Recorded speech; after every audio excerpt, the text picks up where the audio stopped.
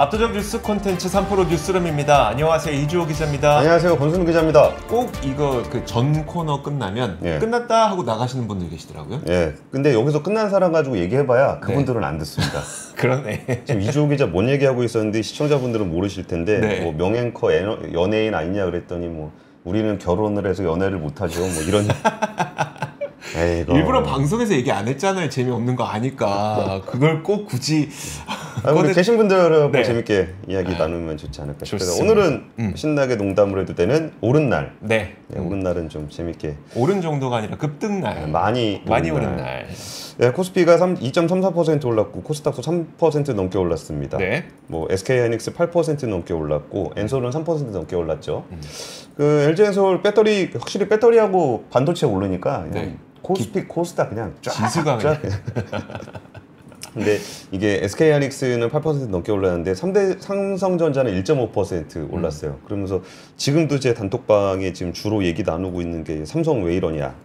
그래가지고 이제 뭐 삼성 관련한 그 걱정들, 우려들, 뭐 이런 얘기들, 루머들, 뭐 그런 얘기들 지금 한참 얘기들 나누고 있는데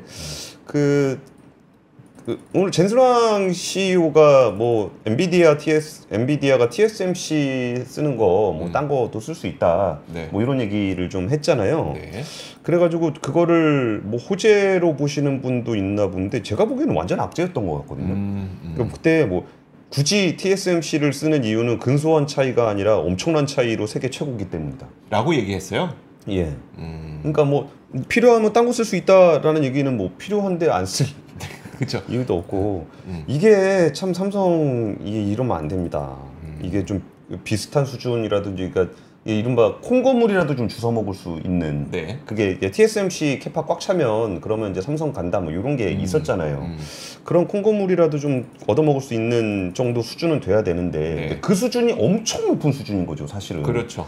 그래가지고 그런 것들이 좀 있어야 되는데 뭐 그런 얘기는 안 나오고 오늘 뭐 그 쿼드 레벨 셀 QLC 9세대 V낸드 양산 돌입했다고 하고 이게 세계 최초라고 하는데요. 이게 뭐 쿼드 레벨 셀이라 그러면 뭐 비트 쪼개갖고 4개로 해갖고 용량 키우는 뭐 그런 거예요. 용량 훨씬 많이 들어간다. 그리고 4개월 만에 양산했다 그러는데 참 이런 거도 중요하죠. 뭐 잘하고 하는 건데 그거보다 좀 더 좋은 거. 그렇죠. 비싼 거. 우리한테 진짜 필요한 지금 필요한 게 뭐냐. 그러니까 진짜 필요한 게 뭐냐라는 부분에서 그 엔비디아라는 고객이 원하는 그 스펙을 못 맞추고 있는 거잖아요. 이게 뭐 HBM도 그렇고 파운드리도 그렇고 이게 고객을 맞추지 못한다라는 게 저희가 아권에서 내일 녹화를 좀 하려고 그러는데 진짜 삼성 리즈 시절 이야기. 그러니까 뭐 예를 들어서 예전에 그 노키아가 뭐 인텔이 우리한테 노어 플래시 가격을 올린대요. 그러니까 삼성이 좀 만들어 주세요. 그러니까 저희는 노어가 뭐 별로 없는데요. 뭐 그냥 만들어 드리겠습니다. 그리고 뭐 낸드 만들었을 때도 뭐 혹시 뭐 다음 차세대 모델도 되나요? 그랬더니 차세대 다 세팅해 놓고서 그냥 쫙 깔아가지고 진짜 세계 1등 뭐 도시바, 뭐 인텔 다 무너뜨리고서 1등 올라가는 그런 과정들에 대한 얘기를 좀 내일 한번 해보려고 하는데요. 사실 그 결국은 이게 엔비디아가 끌어올린 거죠. 그 블랙웰 우리가 하반기에 잘 팔 수 있어. 그거 한마디에 더 올랐었잖아요. 그래가지고 그러면은 그냥 엔비디아 GPU가 얼마나 무서운지에 대한 이야기를 한번 좀 나눠보려고 엔비디아 사진을 몇 개 좀 가지고 와봤어요. 엔비디아 GPU에 대해서 가장 쉽게 설명을 좀 드리면 한번 잠시만요. 그게 그겁니다. 그거. 그게 뭐냐면은 이게 B200입니다. 그러니까 B200이 어떤 칩이냐면은 보시면은 판때기가 2개가 붙어 있잖아요. 그러니까 2개가 가운데 판때기 2개. 그거. 요렇게 그다음에 요렇게. 그게 2개고 그 위에 4개, 아래 4개 있는 게 HBM입니다. HBM 8장 들어가는 건데 이 부분들이 그 2개를 연결하는 게 칩넷이라고 보통 얘기를 하는데 여기가 연결된 부분. 칩넷이 연결되어 있다라는 거는 칩 하나와 칩 2개를 연결한 게 중요하다는 얘기를 좀 드린 거고 그럼 그 다음 거를 같이 보시면은 그 다음 게 이제 GB200이라는 그 세트예요. GB200 세트는 뭐냐면은 그 위에 보면은 B200 하나 있고 그 옆에 B200 하나 더 있죠. 이 2개가 있고 그 밑에 이제 그레이스 CPU가 이렇게 있습니다. 그러면은 GPU가 어떤 특성들이 있냐면 이게 AI 데이터가 어마어마하게 규모가 커요. 네. 어마어마하게 규모가 커가지고 얘를 칩 하나가 할 수가 없습니다. 그러니까 둘이 나눠서 하게 하는 거예요. 네. 그러니까 둘이 나눠서 하라 그러면은 이제 일 하나 주고서 이조 기자하고 저하고 둘이 나눠서 하라 그러는데 네. 이조 기자는 보통 땡땡이를 많이 치니까 땡땡이를 많이 쳐버리면은 네. 제가 일을 끝내도 퇴근을 못 합니다. 그러네요. 네. 그러니까 둘이 한 몸처럼. 딱 맞춰서 끝내야 돼요. 네. 언제 끝내냐 해서 딱 끝내야 둘 다 퇴근할 수 있죠. 네. 그러니까 늦으면 한 명 기다려야 되거든요. 그러니까 둘이 연결하는 기술이 되게 중요합니다. 이게 이른바 MV 링크라는 네. 거고 이 CPU, 그레이스 CPU가 이제 명령을 또 해주잖아요. 네. 명령을 해줄 때 요 두 개한테 명령이 또 동시에 가야 되겠죠. 그렇겠네요. 네. 그래가지고 요거를 딱 연결시키는 기술이 되게 중요한 겁니다. 그러면은 그거를 좀 더 키워볼게요. 네. 그 다음 키워서 가면은 이 슈퍼칩 컴퓨터 트레이라고 돼 있죠. 왼쪽. 예. 그러면은 왼쪽에 GB200이 한 개 있고 네. 그 옆에 GB200이 하나 더 있죠. 이 두 개네요. 아까 네. 조금 전에 봤던 사진이 두 개가 여기 위에 있네요. 그쵸. 이렇게. 그러니까 네. 요 두 개를 껴서 트레이라고 보통 얘기를 하는 거고 네. 그러면 거기에 GPU 4장이 들어가는 거고 GB200은 2장이 들어가는 거잖아요. 네. 그러면 요 GB200 칩 두 개도 그런 식으로 움직여야 돼요. 그러니까 똑같은 명령이 들어올 때 CPU가 두 개지만 예. 이 두 개의 두뇌도 CPU 두 개, GPU 네 개가 한 개처럼 움직여야 한 돼요. 개처럼. 네. 그래야 이게 하나 모델이 들어왔을 때 얘를 타타타타 쪼개가지고 얘 네 개를 딱 나눠서 4명 다 계산 끝나면은 다들 퇴근하는 그런 구조입니다. 네. 그러면은 요 트레이가 옆에 보면은 NVL72라고 있잖아요. 네. 그럼 요거에 이렇게 하나씩 착착착착착착 위로 쌓이는 겁니다. 네. 그럼 위로 착착 쌓이게 되면은 저 트레이가 36개가 들어갑니다. 네. 이게 36개가 예, 여기에. 네. 그러면은 지금 트레이 하나에 4개씩 있잖아요. GPU가. 네. 그러니까 그 GPU가 72개가 들어간다고 해서 NLV 72가 되는 거예요. NVL 72. 네, NVL 72. 그러면 이 NVL 72라는 게 어떤 의미가 있냐? 그 72개의 GPU가 한 몸처럼 움직이게 되는 거예요. 네. 그러니까 어찌 보면은 엔비디아가 잘 만드는 거는 뭐 이름이 말이 좋아서 GPU지 네. GPU가 아니에요. 그러니까 이 72개의 GPU를 한 몸처럼 움직이게 하는 통신? 네. 그러니까 이게 72개에다 명령을 똑같이 주고 걔네가 일이 끝나면 다시 다 받아와야 되잖아요. 네. 그럼 그거를 72개의 칩이 한 몸처럼 움직이는 게 NVL 72인 거고 여기에 슈퍼팟으로 가게 되면 이게 또 이제 72개짜리 서버를 또 연결을 하는 거거든요. 네네. 그러면은 이렇게 고난도의 그 통신 기술들을 하고 있을 때 네. 아까 처음 거 한번 다시 보시죠. 처음 거. 제일 기본이 되는 것이 두 개 칩 연결하는 칩넷이고 네. 그다음 그 옆에 HBM하고 연결을 또 시키는 거예요. HBM하고 칩하고 연결하는 네, 요 부분. 네. 네. 여기서 꼬이면 72개 뭐 다 의미가 없는 겁니다. 그러니까 72개 곱하기 4천만 원 아니냐 그렇게 물어보시는데 그렇게 안 돼 있고요. H백 기준으로 봤을 때 하나에 5천만 원이에요. 네. 근데 8개 묶어갖고 서버 만드는데 거기 연결하는 돈 따로 받습니다. 그래요? 그러니까 8개 넣어가지고 한 얼마입니까? 5억? 8개 넣어서 그렇죠. 한 5억 정도 해요. 원래 4억인데 기계값만 하면 4억인데 거기에다가 1억 정도 오팔에 풀값 사실- 붙이는 풀값 해갖고 그 연결하는 돈이 비싸요. NV링크 연결하는 1억 돈이 비싸요. 그 서버 연결하는 인피니밴드라든지 이런 거가 있는 거거든요. 네.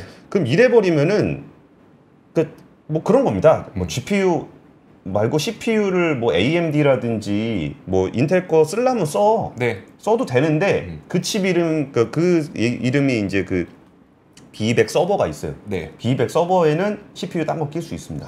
B200은 예, 예. 근데 GB200은 GB200은 이제 그레이스 CPU가 들어가 있는 거니까. 네. 그러니까 이걸 그냥 쓸 수 있는 건데 근데 이걸 다 이게 NV링크로 연결을 해놨기 때문에 이 서버라는 게 원래 여기서 CPU 사오고 저기서 GPU 사오고 저기서 케이블 사오고 그래서 이제 연결하는 거거든요. 조립하는 거죠. 우리가 용산에서 조립 PC 사는 거랑 비슷합니다. 네. 뭐 메인보드는 어디서 사고 뭐 맞아요. 하드는 어디서 사고 뭐 이렇게 해서 조립을 하잖아요. 네. 근데 엔비디아가 하고 있는 거는 그거 자기가 조립 PC가 아니라 그냥 통짜로 하겠다. 통서버로 하겠다. 올인원 PC. 네, 올인원으로 심지어 통신 기술도 자기 거 씁니다.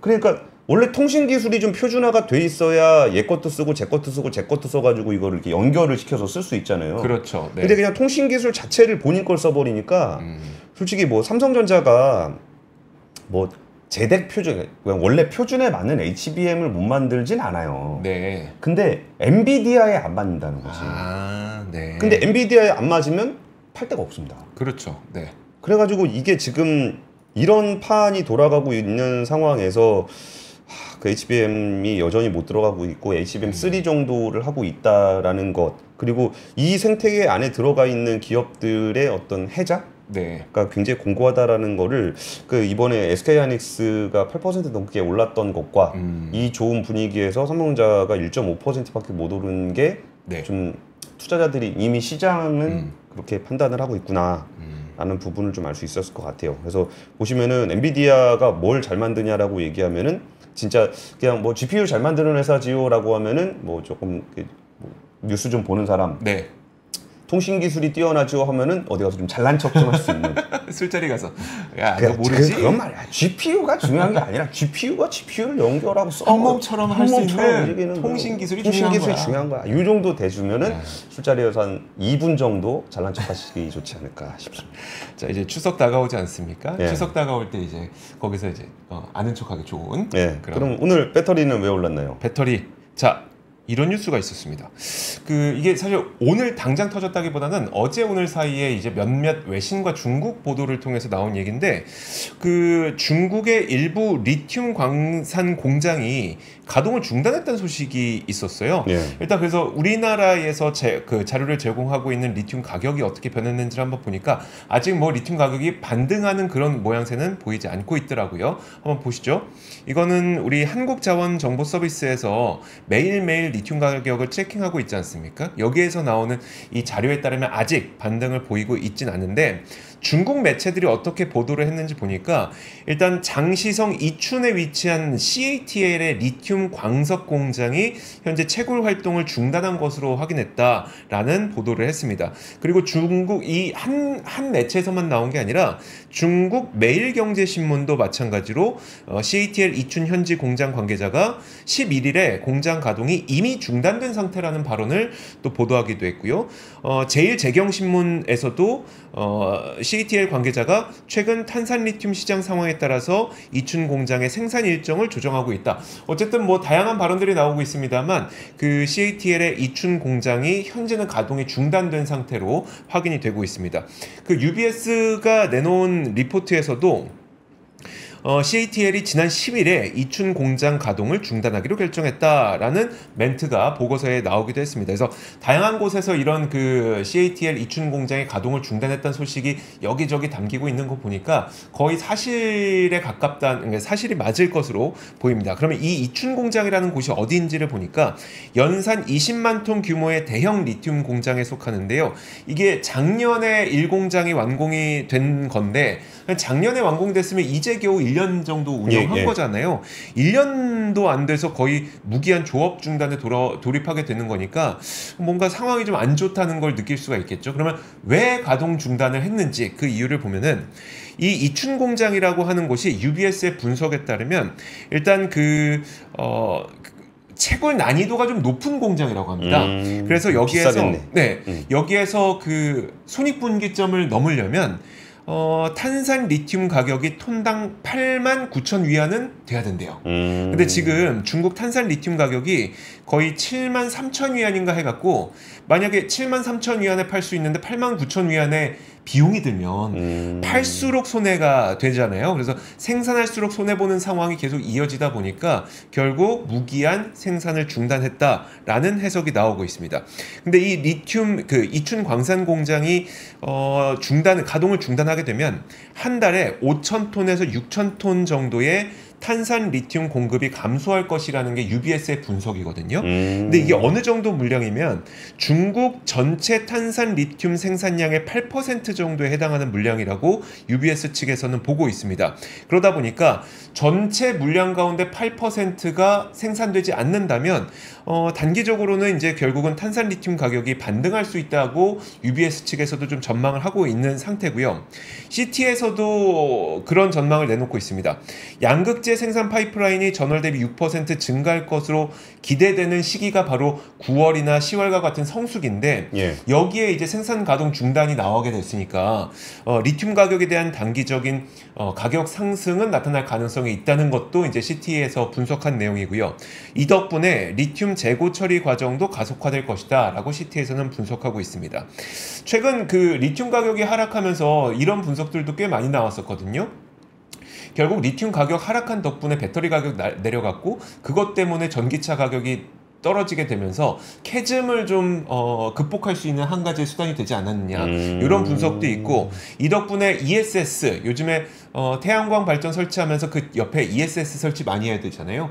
이런 것들도 사실 좀 리튬 가격이 떨어진 덕분이다라는 이야기가 나오고 있는데 리튬 가격이 반등한다고 해서 뭐 배터리 기업들의 뭐 그 매출이나 실적이 갑자기 막 좋아지는 건 아니겠습니다만 예. 이 기업들이 예전에 이제 비싸게 샀던 그 리튬 가격이 계속 떨어지게 되면서 실적에서 재고 평가 손실이 계속 나오고 있었잖아요. 예, 예. 이런 부분들은 만약에 리튬 가격이 올라가게 되면 재고 평가 손실이 좀 축소되는 효과 정도는 있겠다라는 생각이 좀 들었습니다. 네. 줄이는 게 아니고 망해야 되는데.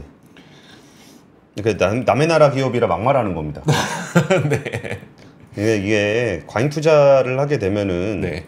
그 손절이 어느 정도는 필요해요. 그렇죠. 그러면 이거는 중국에서도 항상 나오는 얘기거든요. 그 전체 뭐 수백 개의 배터리 회사 중에 뭐 한 상위 10위권 안에 들어가는 거 말고는 네. 거의 좀 구조조정이 좀 필요하다라고 좀 얘기를 하는데 사실 중국 같이 그 정부가 직접적으로 시장에 개입하는 나라에서는 구조조정하기가 되게 어려워요. 그러니까 시장에서는 자유시장에서는 좀 망하면 망하나 보다. 네. 좀 마음은 아프지만 이라고 얘기하는데 저런 그 좀 국가가 직접 개입하는 나라에서는 정부 탓을 합니다. 그렇죠. 그리고 막 로비하고 뭐 그 비리랑 연결될 수도 있고 네. 그러다 보니까 구조조정이 좀 어려운 경향이 있는데 뭐 CATL이 뭐 망할 가능성은 없지만 네. 여기에 좀 먼저 이 공장 가동을 좀 중단할 수 있는 것도 좀 맷집이 되니까 하는 거예요. 그러네요. 네. 거기 매출 끊고 나도 그런데 버틸 수 진짜 있으니까. 좀 못 버티는 데들은 망할 때까지 계속 생산합니다. 그 뭐 인건비 뭐야 감가상각비라도 빼야 되니까 뭐 그래서 하는데 근데 뭐 그렇게 빨리 끝날 문제는 아닌 것 같긴 하지만 어쨌든 좀 중요하게 좀 시장에 영향을 좀 주고 있는 것 같습니다. 근데 그런 측면은 있는 거 아닐까요? 그러니까 우리가 그럼 리튬 가격이 어디까지 떨어져야 임계치가 다가오느냐?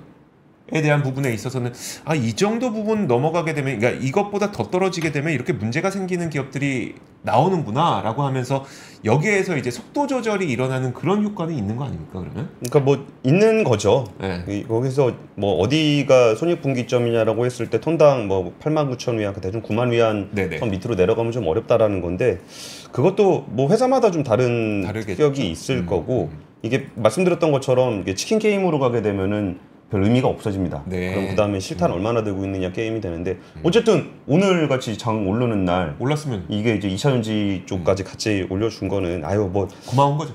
뭐 이렇게 지속 가능한지는 뭐 계속 갈지는 모르겠지만 그래도 오늘이라도 오르는 게 얼마나 좋아요. 그렇습니다. 뭐 반도체 가는데 또 배터리 안 가가지고 지수도 안 가고 뭐 그러면 좀 속상하지 않습니까? 좋은 소식인 것 같습니다. 그 원전 관련한 소식이 있습니다. 신한울 원전 3, 4호기 건설이 허가가 됐습니다. 그 신한울 원전 3, 4호기는 이전에 그 원전 탈원전 정책의 일종의 좀 상징성이 좀 있었던 원전입니다. 네. 2016년 6월에 세울 3, 4호기가 있었고 그때 신고리 5, 6호기라고도 불렀습니다. 네. 그 이후에 이제 그 신한울 원전 3, 4호기를 허가할 것이냐 말 것이냐 해가지고 신청이 2016년에 있었고 8년 3개월 만에 이제 새로 원전을 짓게 됐습니다. 네. 이번에 신한울 3, 4호기 원전은 가압경수료형 원전, 그러니까 APR 1400 그 대형 원전입니다. 그래서 그 전에 지었던 원전과 같은 원전이고요. 그 전에 심사를 좀 멈췄다가 2022년 심사를 재개해서 안전성 평가 등을 거쳐서 이번에 통과가 됐습니다. 이게 원전과 관련해서 특히 원전 수출과 관련해서는 상대적으로 조금 덜한데 국내에다 원전 짓는 문제는 여전히 굉장히 국가적으로 좀 예민한 이슈기는 해요.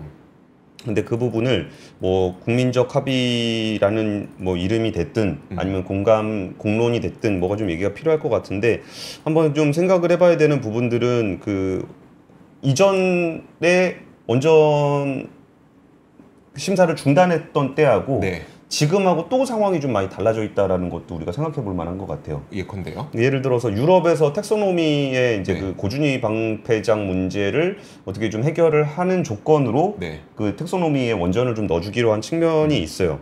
그러다 보니까 이제 유럽에서도 원전 계속적으로 그 발주가 나오고 있는 상황이거든요. 네. 그리고 좀 비겁한 얘기지만 우리가 전기 사용을 많이 줄일 수 없다면 네. 선택할 수 있는 선택지가 별로 없다는 것도 좀 생각을 좀 해보긴 해야 될 것 같아요. 그래서 그 이 문제가 다시 불이 붙을지 안 붙을지는 모르겠습니다만 네. 그 8년 만에 신한울 원전 3, 4호기 건설 허가가 됐다라는 거는 그 원전 산업과 관련해서는 굉장히 뜨거운 변곡점이 되지 않을까 네. 싶습니다. 알겠습니다.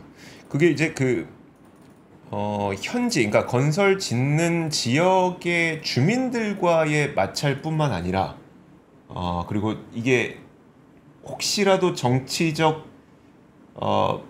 논란거리로 연결되지 않을까 이런 것들. 그냥 뭐 우리끼리 우리끼리 얘기하니까 네. 좀 이렇게 뭐 지금 한 5,400분 정도 있으니까 네. 우리 좀 그 편하게 한번 얘기를 해보면은 네. 이거는 이제 사람마다 의견이 다를 수도 있을 거고 할 건데 네. 제가 취재를 하면서 들었던 얘기는 원전이 설치되는 지역의 주민들 중에도 반대하시는 분들이 있겠지만 네. 찬성하시는 분들 꽤 많습니다.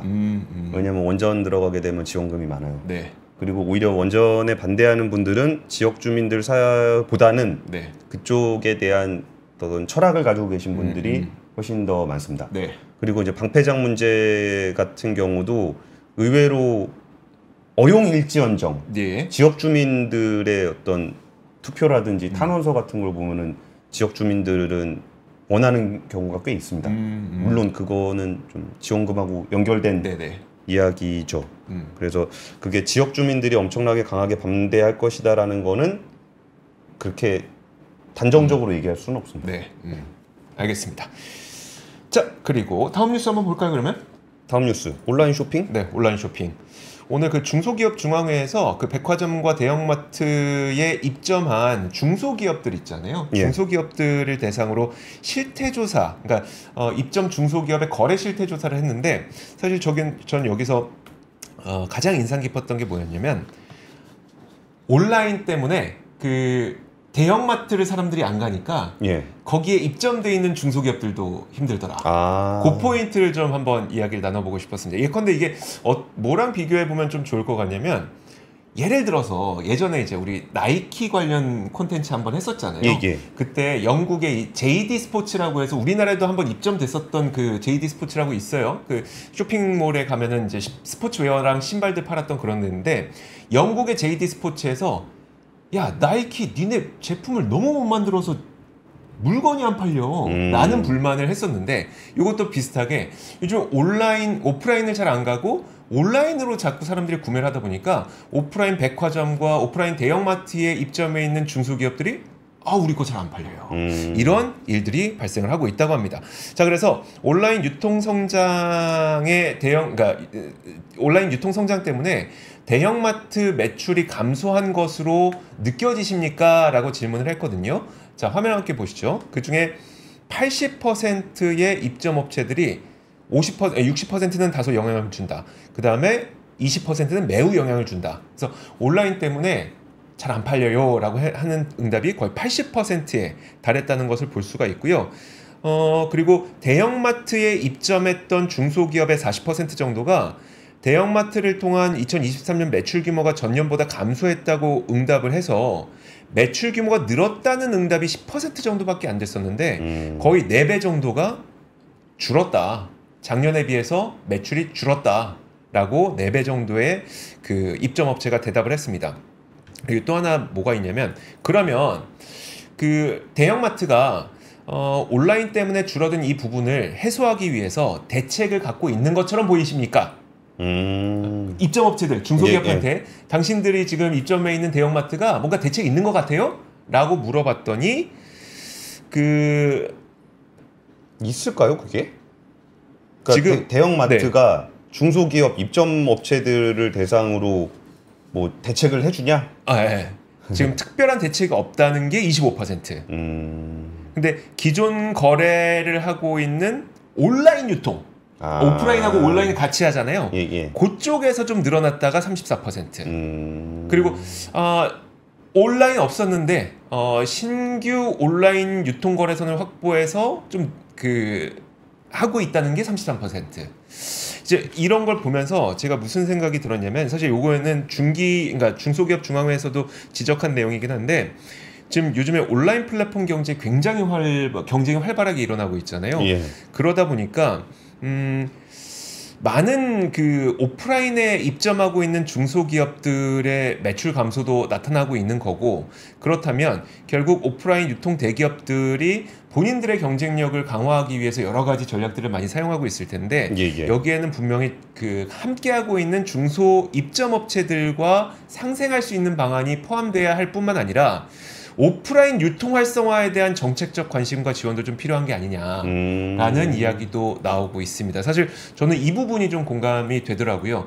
물론 우리가 온라인이 굉장히 편하기 때문에 온라인으로 계속 쇼핑을 할 겁니다. 온라인으로 계속 진행은 될 거예요. 다만 그럼에도 불구하고 요즘에는 워낙 지갑도 많이 얇아지고 하다 보니까 오프라인이 저렴하다면 충분히 오프라인을 방문할 만한 인원들이 굉장히 많거든요. 우리가 그걸 극단적으로 볼 수 있는 게, 유통업체들 가운데 요즘에 식료품이 좀 잘 나간다는 얘기 많이 합니다. 그러면 이 식료품이 왜 잘 나가냐? 온라인으로 살 수 있지만 식료품의 경우에는 실제 가서 보고 사는 경우들이 굉장히 많고, 그 식료품들이 좀 저렴하게 나오고 있어요. 아무래도 정책적인 것도 있고 그래요. 요즘엔 사과도 너무 비싸고 이런 것 때문에 정책적으로 좀 약간 식료품 가격을 좀 할인하고 이런 것들도 있는데, 결국은 가격이 저렴하고 제품의 품질이 좋다면 오프라인을 사람들이 방문하더라라는 것들을 확인하고 있는 거기 때문에, 사실 오프라인 유통 활성화에 대한 정책적 관심도 필요하지 않을까라는 이야기입니다. 저는 그냥 온라인 채널 알아보시는 게 좋지 않을까 싶긴 한데. 그거 당연히 알아봐야 되죠. 당연히 알아봐야 되는데, 그건 약간 좀 장기적인 계획이잖아요. 아직도 이커머스를 안 하시면은 그러니까 소비자들이 원하는 방식으로 가야 된다는 거죠. 그러니까 이게 대형 마트 매출이 나는 거, 예를 들어서 신선식품 같은 경우는 입점 업체가 상대적으로 좀 적잖아요. 그리고 대부분 공산품이랄 건데, 공산품 쪽에서는 사실 오프라인 이용들이 많이 줄어들고 있는 것 같긴 해요. 근데 그거를 다시 오프라인으로 오게끔 돌리는 게 쉽지 않을 겁니다. 그렇죠. 그러면 그런 부분들에서는 오히려 좀 대형마트들도 대부분 온라인 유통만 가지고 있으니까 그런 쪽을 좀 더 이용할 수 있게 해주는 것도 필요하지 않을까 좀 싶은 생각이 좀 들었고요. 갑자기 좀 다음 뉴스는 왓챠가 부정경쟁 방지법 위반 혐의로 LG U+를 특허청에 신고했다라는 이야기입니다.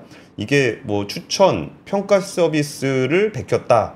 그리고 별점, 코멘트 정보 이런 것들을 베꼈다라는 건데, 내용은 뭐냐면 왓챠가 U+ 모바일, TV, U+ 영화 월정액, IPTV 서비스에서 U+에게 어떤 자신들의 평가 서비스 같은 거를 공급할 수 있는 계약을 체결을 했다는 거예요. 그런데 U+가 나중에 U+ TV 모아라는 거를 새로 출시를 했는데, 거기에도 자신들의 데이터를 활용해서 왓챠피디아하고 유사한 서비스를 출시를 했다라는 겁니다. 그러니까 계약을 맺었던 거는 U+ 모바일 등이었는데 U+ TV 모아는 아니었다라는 거죠. 그렇겠네요. 그래가지고 좀 비슷하다라고 얘기해가지고 좀 신청을 했는데, 같이 보시면은 이게 별점이라든지 아니면은 추천하는 그런 얘기들, 보고 싶어요, 이런 것들이 있거든요. 이제 보고 싶어요 이런 거는 찌마기로 바꾸고 그랬다는데, LG U+ 쪽에서 이제 해명을 하는 거는 왓챠가 제공하는 기능들은 미디어 업계에서 통상적으로 쓰는 그런 거다. 별점이라든지 찌마기라든지 이런 것들이 어떻게 영업 기밀이라고 할 수 있냐, 이런 얘기입니다. 그리고 사실 이 내용은 좀 맥락이 좀 있습니다. 이전에 공정거래위원회에다 기술 탈취 신고를 했었어요. 누가요? 왓챠가. 근데 거기서 조사가 좀 어렵다 그랬고 심사 불개시, 그러니까 심사하지 않겠다라는 처분을 받았던 거고, 그래가지고 이번에는 특허청에다가 그거를 요청하게 된 그런 사안이라고 볼 수 있어요. 그리고 이게 실제로 기술을 뺏어 갔는지 안 갔는지에 대해서는 뭐 조사를 하든 뭔가 좀 필요할 것 같기는 해요. 네. 근데 제가 좀 더 신경이 쓰였던 부분은 여기서 이제 실제로 했는지 안 했는지는 우리가 모르는 거니까 차치하고 네. 이게 유플러스의 왓챠를 매각하는 내용인 딜이 좀 진행이 좀 됐었습니다. 네. 그리고 왓챠가 이렇게까지 LG를 상대로 공정거래위원회라든지 특허청에다가 이렇게 문제 제기를 하는 거는 왓챠가 사실 거의 지금 이렇게 힘들잖아요. 네. 힘들잖아요. 네네. 힘든 상황인데 우리나라에서 대기업을 상대로 뭔가 제휴를 하다가 기술을 탈취당한 경우에 기술을 탈취당하거나 탈취당했다라고 생각하는 경우에 네. 문제 제기를 하는 건 꼭 이렇게 회사가 거의 망할 지경이 될 음. 야만 이런 일이 주로 생깁니다. 그래요? 예, 안 그러면은 이제 계속적으로 비즈니스 할 때 한국이라는 나라에서 대기업 상대로 소송 걸었다가 네. 뭐 찍히고 막 그러면은 이런 문제가 생기는데 벌써 이게 매번 기술 탈취 사건이 날 때마다 이런 일이 반복되고 있습니다. 네. 그러니까 반복된다라는 건 기술 탈취 사건이 반복된다는 게 아니고 정말 정상적인 비즈니스 할 때는 문제 제기도 말도 제대로 못하다가. 못하고 네. 꼭 그렇게 회사가 망할 때까지 가야 이렇게 된다라는 게 우리나라 사회의 어떤 기업들의 대기업과 중소기업의 관계를 잘 보여주고 있는 게 아닌가 싶어서 네. 좀 이 뉴스를 좀 전해드렸습니다. 근데 뭐 내용적으로 봤을 때는 뭐 누구 말이 맞는지 솔직히 잘 모르겠어요. 네.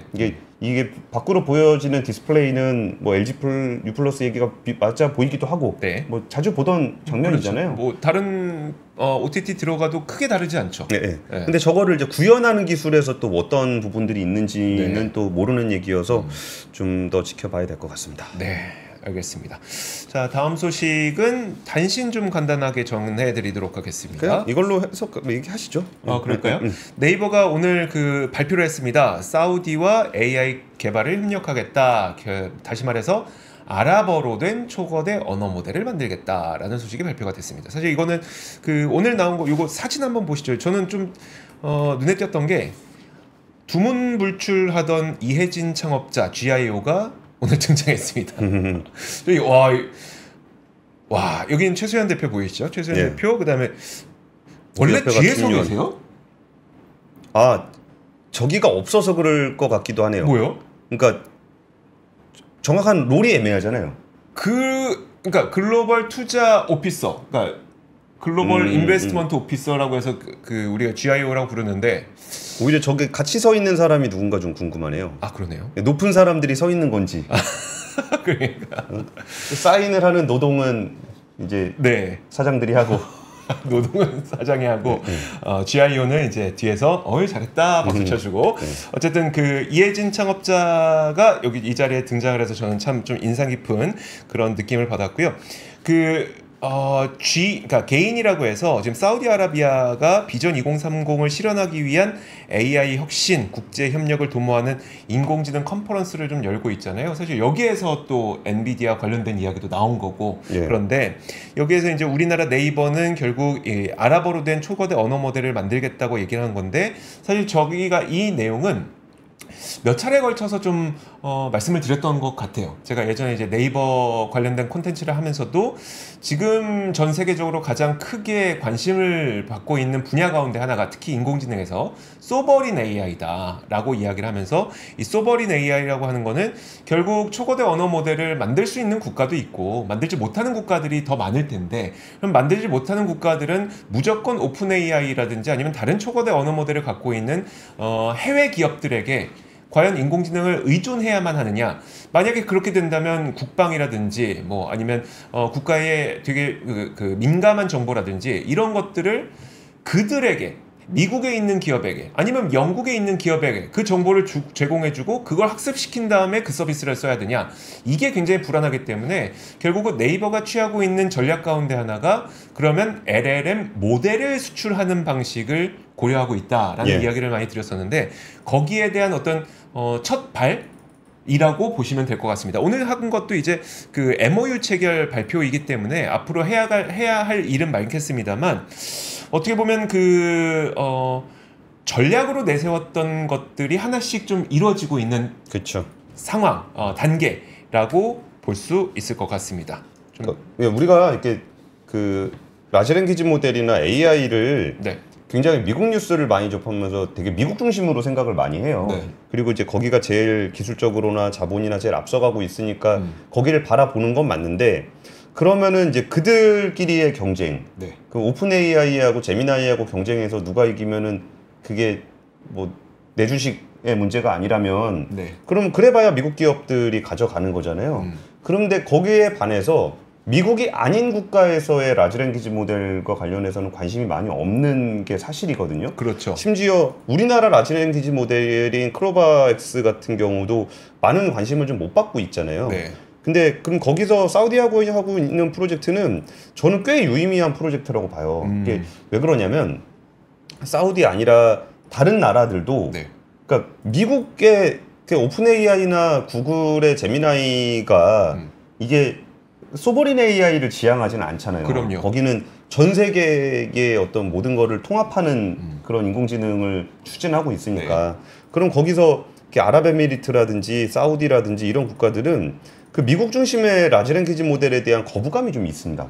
그러면 거기서 자기네들의 어떤 데이터를 가지고 모델링을 하는 부분에 대해서 뭔가 모델을 공급해 줄 수 있는 업체가 필요하고 그 네. 부분이 이제 네이버하고 손을 잡게 된 건데 거기에서 좀 케이스가 좀 나와줬으면 좋겠어요. 네. 그리고 여기에 또 의외로 굉장히 강한 우군이 또 엔비디아 아닙니까? 아, 그렇죠. 네. 엔비디아야 뭐 오픈 AI에다만 파는 것보다는 사우디도 팔고 아랍에도 팔고 뭐 그쵸. 사우디에 뭐 살 수 있게 한다 그랬었나요? 뭐 오늘 그렇죠. 그 그런 얘기 나왔던 것 같은데. 엔비디아에서 네. 그러니까 중동 국가 미국에서 중동 국가의 수출을 허가하는 방안을 검토하고 있다는 소식이 전해졌죠. 그렇죠. 네. 그런 식으로 만약에 사우디에 그 엔비디아 칩이 들어가면 네. 그 위에서는 뭐 어떤 모델이 돌아갈 것인가에 대한 것도 예전에 그 오픈 AI 같은 경우에 샘 알트만이 UAE 가서 했었잖아요. 그렇죠. 그때 거기에 있는 데이터 센터에 들어가는 반도체는 셀라브라스 거였었거든요.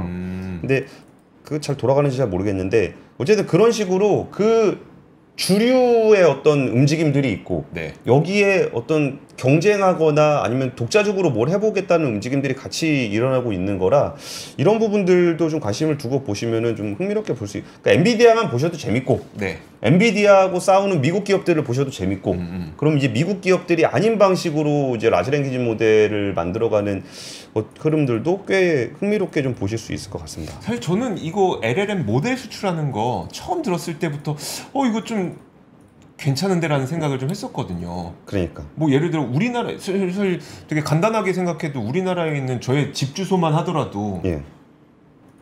딴 데 가면 안 되잖아요. 근데 그 국가에 있는 수많은 민감한 정보들을 인공지능을 사용하기 위해서 오픈 AI에게 제공을 해서 학습을 시킨다? 그리고 똑같은 정답이라고 하더라도 네. 이게 미국에서 정답과 한국에서의 정답과 다르죠. 그 무슬림들이 생각하는 정답은 또 다를 수도 완전 있잖아요. 다르죠. 네. 그건 단순히 그건 번역의 문제가 아니라 네. 약간 그 뭐 문화적인 측면이라든지 종교적인 측면도 좀 있기 때문에 사우디가 이런 것들에 좀 나서고 있는 게 아닌가 싶습니다. 네. 예, 이제 또 오늘 시장이 워낙 좋았으니까 시장 얘기는 박근영 부장님과 또 이어가시죠. 자, 그러면 3프로 뉴스룸은 여기까지 하도록 하겠습니다. 고맙습니다. 감사합니다.